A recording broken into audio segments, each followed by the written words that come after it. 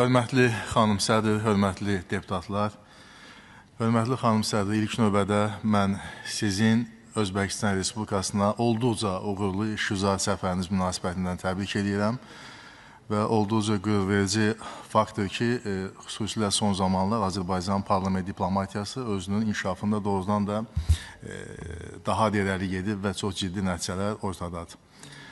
Və mən çıxışımda ölkə prezidenti Cənab İlham Əliyevin ADA Universitetində keçirilən Yeni Dünya Nizamına doğru beynəlxalq forumda çıxışında səsləndirdiyi strateji əhəmiyyətli məsələlər və onların içərisində daha çox biri üzərində dayanmaq istəyirəm.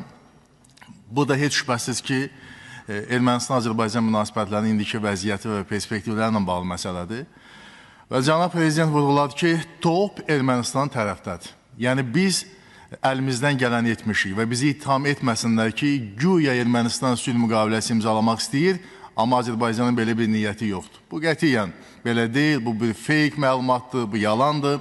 Reallıq isə odur ki, biz sülh müqaviləsi ilə bağlı 5 baza prinsipini müəllifiyik. Biz sülh istəyirik, əgər biz sülh istəməsəydik, elə təkliflər irəli sürərdik ki, ümumiyyətlə Ermənistan da sülhə gəlməzdi. Və məsələnin qəlizliyi onunla bağlıdır ki, Ermənistan sülhdən danışır, paralel şəkildə bunun ziddini ola biləcək bir başqa bir prosesə də təkan verib.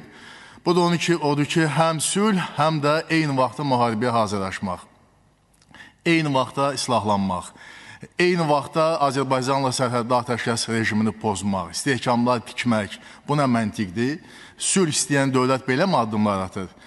Və hörmətli xanım sədr, bu məsələ ilə bağlı mənim özümün bir subyektiv fikrim var ki, bu bir partiya mənsubiyyət baxımından bunu söyləmirəm. Sadəcə bir tədqiqatçı ki, mənim öz subyektiv baxışımdır ki, mənə elə gəlir ki, 2026-cı ilə qədər Ermənistanda parlament seçkiləri keçirilənə qədər və onun nəticələri bəlli olana qədər Paşinyandan sülh prosesi ilə bağlı konkret, real addımlar atmağın gözləməyə dəyməyəcək. Məsələ ondadır ki, onda bir 2026-cı il parlament seçkiləri kabusu var və xüsusilə də Gümrü şəhərində keçirilən yerli özünü idarə etmə orqanlarının seçkilərdə hakim partiyanın əslində məğlubiyyəti Paşinyanı xeyli qorxuya salıb və ona görə də onun üçün bir kabusdur ki, görəsən 2026-cı il necə olacaq?